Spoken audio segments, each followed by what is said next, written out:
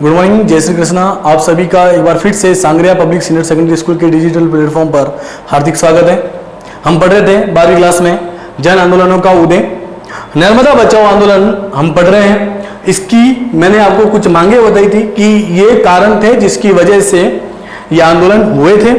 इस आंदोलन के कार्यकर्ता का मतलब होता है जो आंदोलन करने वाले जो समाज सेवक थे, उनका गुजरात में बहुत ही ज्यादा विरोध हुआ था। उनका गुजरात के अंदर बहुत ही ज्यादा विरोध हुआ। आगे देखिए आप,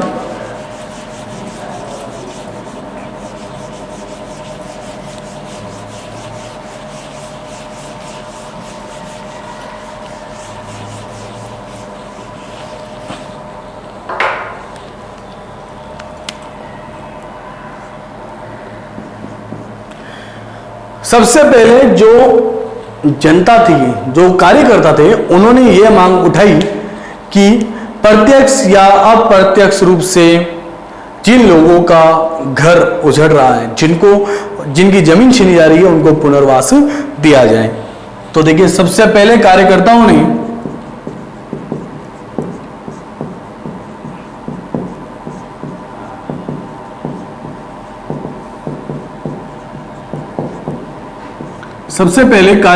ने प्रत्यक्ष व अप्रत्यक्ष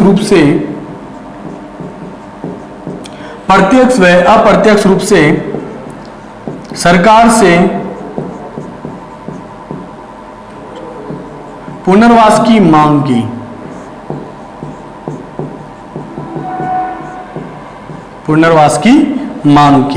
देखिए, आपको समझ में आ गया होगा। नर्मदा बचाओ आंदोलन, नर्मदा नदी 3 राज्य गुजरात, मध्य प्रदेश, महाराष्ट्र, इन तीनों राज्यों की एक संयुक्त नदी है। इन तीनों राज्यों में नर्मदा नदी का पानी बहता है। नर्मदा नदी और उसके सहायक नदियों पर बांध परियोजना बनाए जाने की परियोजना थी। इसका कार्य शुरू हो गया था। नर्मदा नदी जैसे कि गुजरात में सरदार सरोवर परियोजना बनाई जाती थी और मध्य प्रदेश में नर्मदा बांध परियोजना बनाई जानी थी। तो नर्मदा नदी को बचाने के लिए नर्मदा बचाओ आंदोलन शुरू हुआ।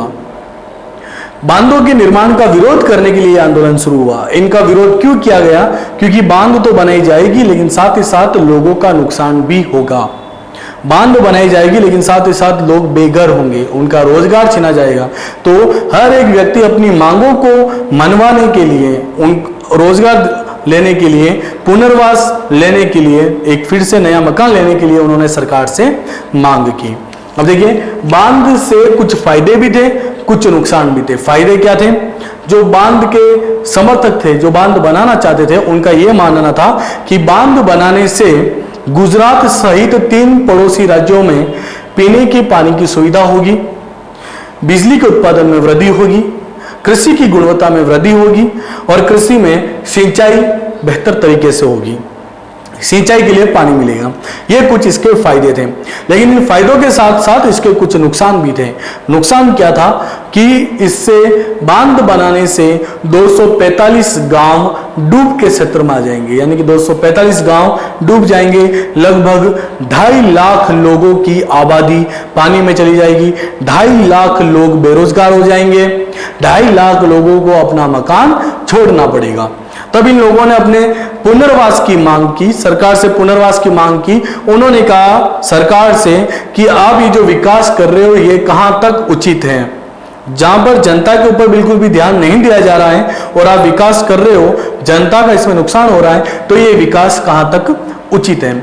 सबसे पहले 1988-89 में सामाजिक कार्यकर्ताओं के द्वारा पुनर्वास की मांग उठाई गई।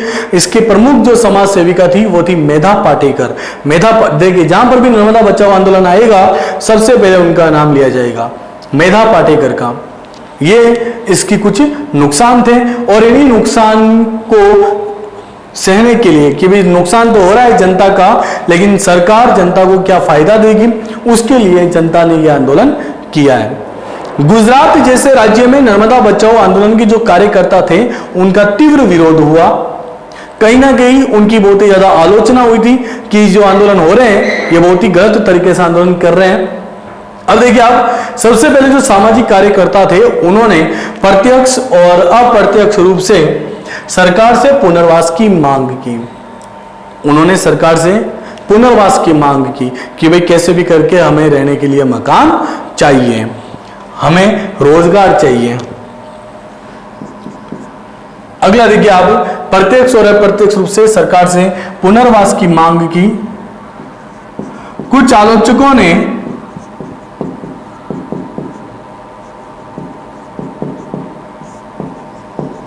कार्यकर्ताओं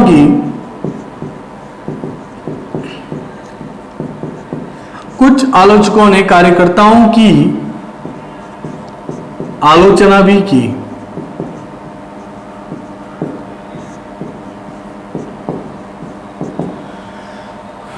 कुछ आलोचकों ने कार्यकर्ताओं की आलोचना भी की कि भाई ये जो आंदोलन कर रहे हैं ये देश के विकास में बाधा पहुंचा रहे हैं। लेकिन कहीं ना कहीं जो कार्यकर्ता थे वो बहुत ही अच्छा काम कर रहे थे। इससे क्या है कि जो जनता बेरोजगार हो रही है, बेघर हो रही है, उनको रहने के लिए मकान और रोजगार के लिए उनको नौकरी दी जाने की मांग सरकार से की जा रही थी। बाद में सरकार और न्यायपालिका ने माना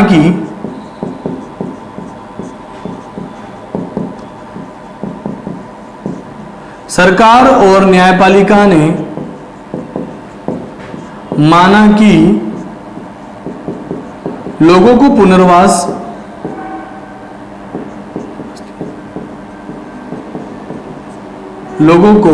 पुनर्वास दिया जाए या उनको रहने के लिए मकान दिया जाए, कि ये जो आंदोलन कर रहे हैं ये बिल्कुल उचित तरीके से कर रहे हैं। इनको रहने के लिए मकान, रोजगार करने के लिए, इनको नौकरी करने के लिए इनको कुछ रोजगार दिया जाना चाहिए। कहीं ना कहीं सरकार और न्यायपालिका ने ये माना। अब आगे देखिए आप, ये जो लाइन है आपकी बहुत ज्यादा इंपॉर्टेंट है। सरकार ने 2003 में राष्ट्रीय पुनर्वास नीति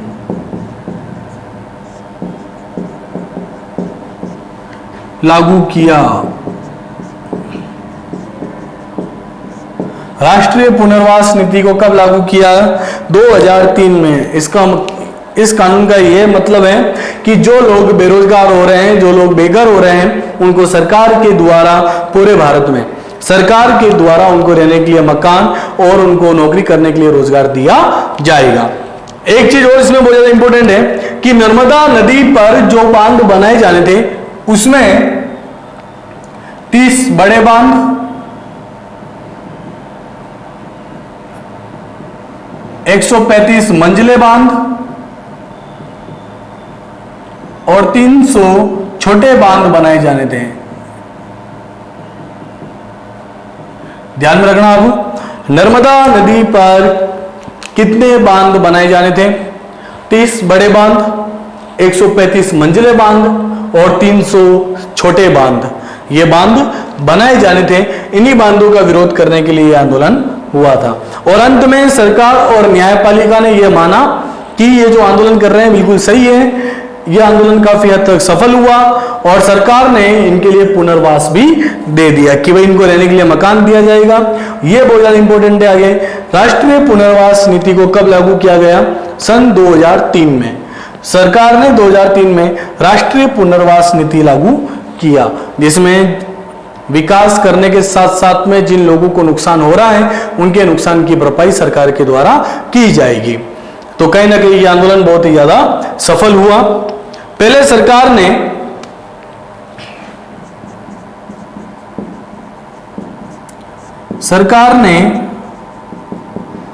बांध बनाने का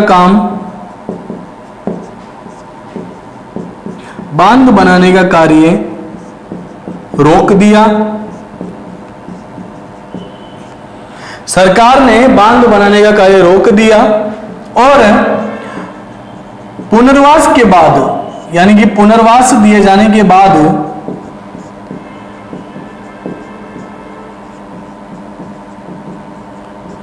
बांध का निर्माण शुरू हुआ।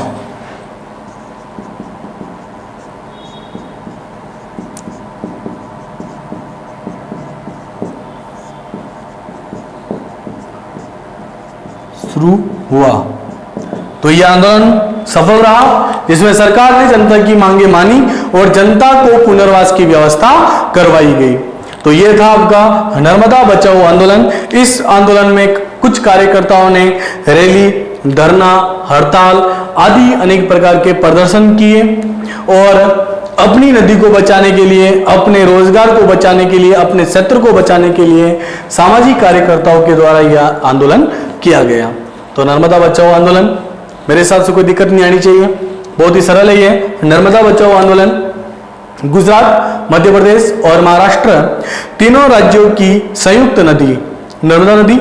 और देखिए, गुजरात, मध्य प्रदेश और महाराष्ट्र तीनों राज्यों में बहने वाली नर्मदा नदी और उसकी सहायक नदियों पर सरकार के द्वारा 30 बड़े, 135 मंजिले और 300 छोटे बांध बनाने का प्रस्ताव पारित हुआ कि भाई इनके ऊपर बांध बनाया जाएगा। गुजरात में सरदार सरोवर परियोजना और मध्य प्रदेश में नर्मदा बांध परियोजना बनाए जाने की बहुउद्देशीय परियोजना लागू हुई। बहुउद्देशीय का मतलब होता है एक से अधिक उद्देश्य की पूर्ति करने के लिए योजना बनाई गई। नर्मदा नदी को बचाने के लिए आंदोलन हुआ और यह आंदोलन बांधों के निर्माण का विरोध करने के लिए हुआ कि यहां पर किसी प्रकार का कोई भी बांध नहीं बनाया जाएगा। विरोध क्यों हुआ? क्योंकि इसके कुछ फायदे थे, इसके कुछ नुकसान भी थे। बांध बनाने के जो समर्थक हैं उनका यह मानना था कि बांध बनाने से गुजरात सहित 3 पड़ोसी राज्यों में पीने का पानी, कृषि की गुणवत्ता में वृद्धि, सिंचाई के लिए पानी और बिजली के उत्पादन में वृद्धि आदि सब उनको सुविधाएं दी जाएगी या आदि सब सुविधाएं उनको मिलेगी। ये थे इसके फायदे। लेकिन इसके नुकसान क्या थे और किस वजह से यह आंदोलन हुआ? तो यह है इसके नुकसान। पहला क्या है कि बांध बनाने से 245 गांव डूब के क्षेत्र में आ जाएंगे, यानी कि बांध बनाने से 245 गांव है वो पानी में डूब जाएंगे। लगभग 2.5 लाख लोग बेरोजगार हो जाएंगे, उनके मकान छीन लिए जाएंगे, उनके मकानों से उनको निकाल दिया जाएगा। इस प्रकार इन लोगों ने सरकार से पुनर्वास की मांग की कि बांध बना रहे हो, विकास कर रहे हो, लेकिन हमारे लिए भी कुछ व्यवस्था करनी चाहिए, हमें भी कुछ व्यवस्था दो और आप जो ये बांध बना रहे हो ये कहां तक उचित है। उन्होंने इसके औचित्य पर भी सवाल उठाए थे कि ये कहां तक उचित है। सबसे पहले 1988-1999 में सामाजिक कार्यकर्ताओं के द्वारा पुनर्वास की मांग की गई कि भाई जनता जो बेघर हो रही है इनकी जमीन पर बांध बनाया जाएगा तो इनको रहने के लिए निवास स्थान चाहिए, सरकार के द्वारा इनको योजनाएं दी जानी चाहिए। इसमें प्रमुख नाम आता है मेधा पाटेकर का, जो कि समाज सेविका थी। उन्होंने नर्मदा बचाओ आंदोलन में महत्वपूर्ण भूमिका निभाई थी। कार्यकर्ताओं ने सरकार से प्रत्यक्ष और अप्रत्यक्ष रूप से पुनर्वास की मांग की। सबसे पहले उन्होंने यही कहा कि बांध बना रहे हो लेकिन साथ ही साथ पुनर्वास भी दिया जाए। गुजरात जैसे राज्यों में नर्मदा बांध परियोजना के जो कार्यकर्ता थे उनकी कड़ी आलोचना की गई कि ये जो आलोचक थे, आलोचक का मतलब आलोचना करने वाले, उन्होंने इन कार्यकर्ताओं की बहुत ही ज्यादा आलोचना की। उनका यह मानना था कि बांध बनाने के निर्माण में देश के विकास में ये लोग बाधा पहुंचा रहे हैं। लेकिन बाद में सरकार और न्यायपालिका ने माना कि जो लोग बेघर हो रहे हैं उनको पुनर्वास दिया जाए, उनको योजनाओं का लाभ दिया जाए, उनको रहने के लिए मकान, नौकरी करने के लिए उनको रोजगार दिया जाए, उनको सारी सुख सुविधाएं दी जाए।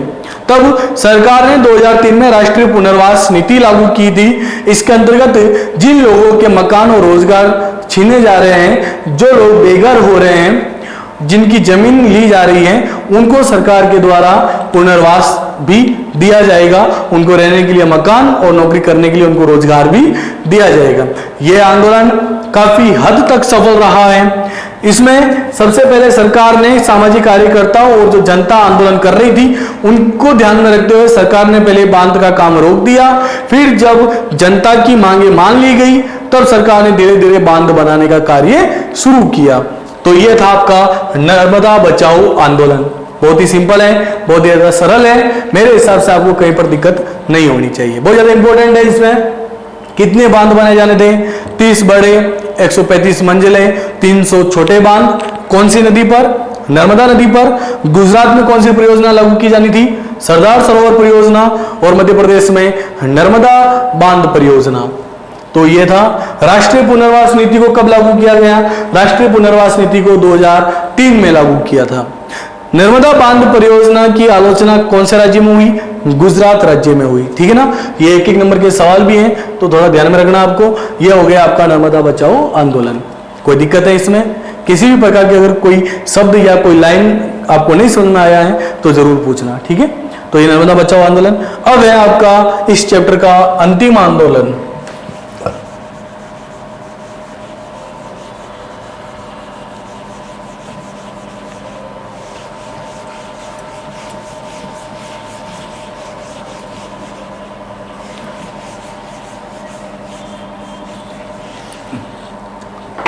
यह अभी हमने पढ़ा नर्मदा बचाओ आंदोलन।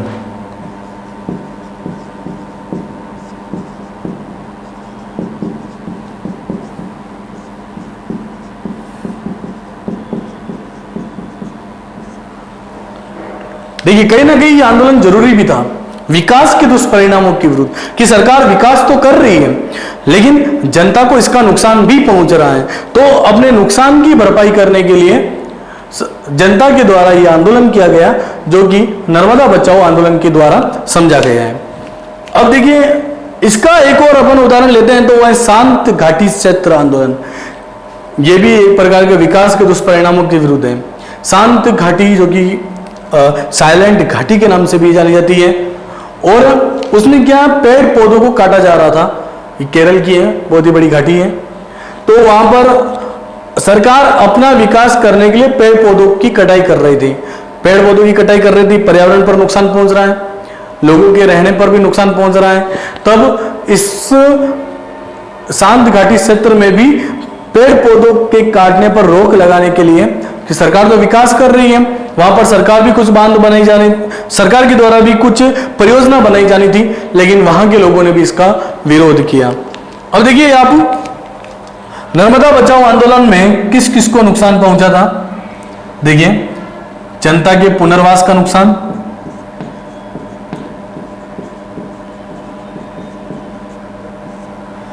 जनता के पुनर्वास का नुकसान, दूसरा पर्यावरण को नुकसान, पर्यावरण को नुकसान, जंगल को नुकसान, जमीन को नुकसान, कहीं ना कहीं इसका प्रतिकूल प्रभाव पड़ता था। देखिए जनता के पुनर्वास, ये तो हमने अभी पढ़ा था कि वहां पर लोगों के मकानों पर कब्जा किया जा रहा था, लोगों को उनके घर से निकाला जा रहा था और उनकी जमीन पर यह बांध बनाई जा रही थी। ठीक है ना। दूसरा पर्यावरण, बांध बनाने के लिए पेड़ पौधे की भी कटाई होगी, तो पेड़ पौधों को काटा जा रहा था, तो कहीं ना कहीं यह पर्यावरण पर भी प्रतिकूल प्रभाव पड़ा। जंगलों की कटाई की जा रही थी, पेड़ पौधों की जंगलों की कटाई की जा रही थी, तो ये कहीं ना कहीं इनका प्रतिकूल प्रभाव भी पड़ा था। और इस आंदोलन में जनता की एक और मांग ये थी कि यहाँ के जल, जमीन और जंगल पर स्थानीय लोगों का अधिकार होना चाहिए, इसकी एक मांग ये भी थी।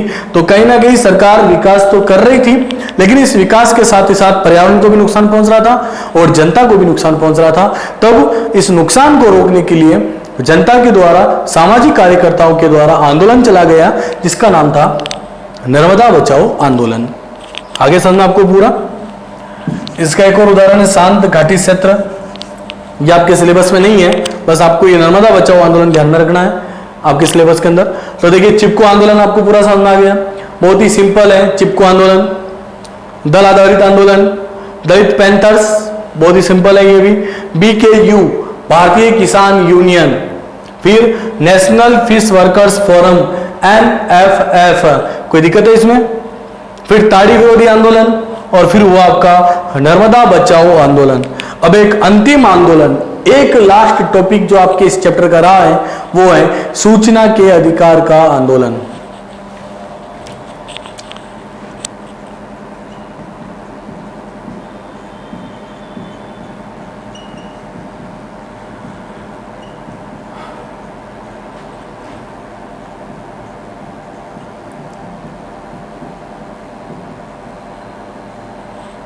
सूचना के अधिकार का आंदोलन।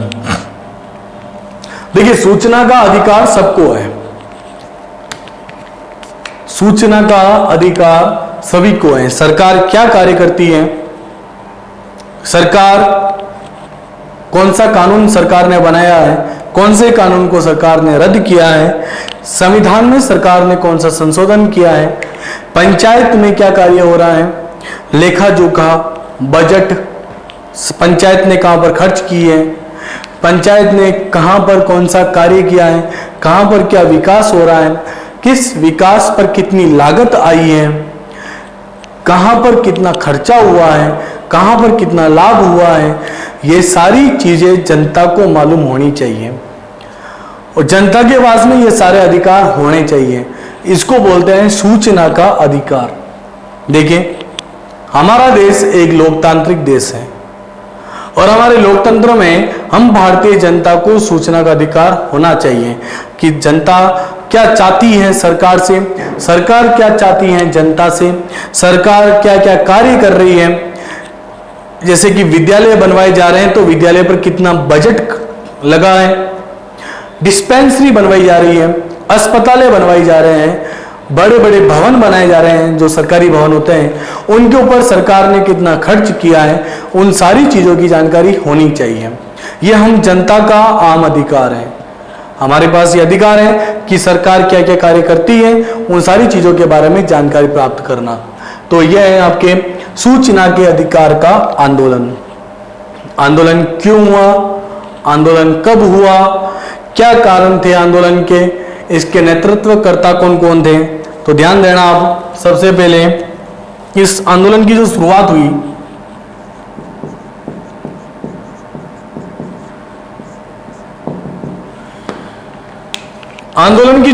हुई वो हुई 1990। सूचना के अधिकार का आंदोलन, इसकी शुरुआत हुई सन 1990 से। इसके जो नेतृत्वकर्ता थे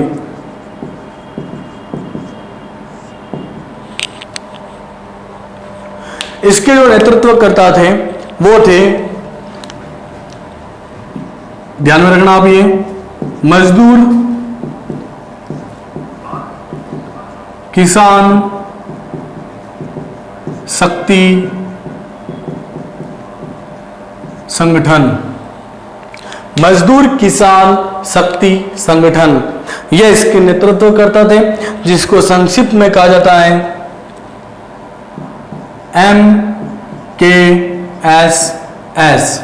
ध्यान में रखना आप, MKSS। तो शुरुआत 1990 से हुई। नेतृत्वकर्ता इसके कौन थे, मजदूर किसान शक्ति संगठन MKSS, और इसकी शुरुआत हुई थी राजस्थान से। राजस्थान का एक बहुत ही पिछड़ा क्षेत्र है भीम तहसील से इसकी शुरुआत हुई। तो देखिए आप, सूचना के अधिकार का आंदोलन, इसकी शुरुआत 1990 में हुई। राजस्थान के सबसे ज्यादा पिछड़ा क्षेत्र भीम तहसील से इसके जो नेतृत्व करता थे वो थे मजदूर किसान शक्ति संगठन MKSS। यह आंदोलन क्यों हुआ, इस आंदोलन की शुरुआत राजस्थान से ही क्यों हुई, क्या वजह थी जिसकी वजह से सूचना के अधिकार का अधिनियम बनाया गया, यह सब हम इस टॉपिक में पढ़ेंगे। तो देखिए आप, मैं अभी आपको एक वर्बली समझा देता हूं, इसके बारे में संक्षिप्त जानकारी, जो विस्तृत जानकारी है जो मैं आपको इसके नोट्स बनवाऊंगा वो मैं आपको अगली कक्षा में पढ़ाऊंगा। तो देखिए आप, बस ये अपना अंतिम टॉपिक है सूचना के अधिकार का आंदोलन। यह होने के बाद में आपका चैप्टर खत्म हो जाएगा। बहुत ही सरल चैप्टर है ये, जिसमें केवल जन आंदोलनों का उदय है कि जनता के द्वारा कौन कौन से आंदोलन किए गए और किस प्रकार से आंदोलन की शुरुआत हुई। उसमें ये हमने इतने सारे आंदोलन के बारे में पढ़े हैं। बहुत ही सिंपल आंदोलन थे और आंदोलन बहुत सारे थे। खेजड़िया आंदोलन भी था, शांत घाटी क्षेत्र आंदोलन भी था, बहुत सारे ये जन आंदोलन है। समाज से संबंधित आंदोलन भी थे, राजनीतिक आंदोलन भी थे। मैंने आपको सबसे पहले बताया था कि आंदोलन भी दो प्रकार के हैं, सामाजिक आंदोलन और राजनीतिक आंदोलन। सामाजिक आंदोलन समाज से संबंधित, राजनीतिक आंदोलन स्वाधीनता, हमारे देश की आजादी के लिए महापुरुषों ने, क्रांतिकारी नेताओं ने अपने प्राणों की बलि दे दी, तो वो हो गया आपका राजनीतिक आंदोलन। तो देखिए आप, सूचना के अधिकार का आंदोलन, यह आंदोलन जन आंदोलन का सबसे सफल उदाहरण है। बहुत ही ज्यादा सफल हुआ है। राजस्थान के जो मजदूर किसान शक्ति संगठन है, इनको ऐसा लगा कि सरकार हमारे पगार का रिकॉर्ड हमें नहीं बता रही है कि भाई हमें कितनी पगार दी जा रही है, इसके बारे में हमें जानकारी नहीं दे रहे हैं। इन्होंने जो अकाल राहत कार्य किया है, अकाल के समय जब इन्होंने लोगों की मदद की थी, तब इनको जो पगार दी जानी थी उन पगार के ऊपर इन्होंने खुलासा नहीं किया। सरकार ने इनके बारे में इनको जानकारी नहीं दी। तब इनका यह मानना था कि हमें जो पगार दी जा रही है, हमें जो वेतन दिया जा रहा है, उसका सार्वजनिक खुलासा किया जाए, हमें हमारे वेतन के बारे में बताया जाए, पंचायत क्या कार्य कर रही है, हमें उन पंचायत के कार्यों के बारे में जानकारी मिलनी चाहिए। तब ये सूचना को प्राप्त करने के लिए इनके द्वारा यह आंदोलन हुआ था। अंत में 2005 में सूचना के अधिकार अधिनियम बनाया गया, जिसके तहत लोगों को सूचना से संबंधित सारी जानकारियां लोग अपने पास में रख सकते हैं। सरकार क्या कार्य करती है, सारी सूचनाएं नागरिकों के पास में होती हैं। 2005 में यह अधिनियम बनाया गया। इसके बारे में मैं आपको पूरी जानकारी, ये जो अपना एक ही टॉपिक बचा है सूचना के अधिकार का आंदोलन, यह आपका लास्ट टॉपिक है, इसके बारे में मैं आपको बताऊंगा अगली क्लास में। तब तक धन्यवाद।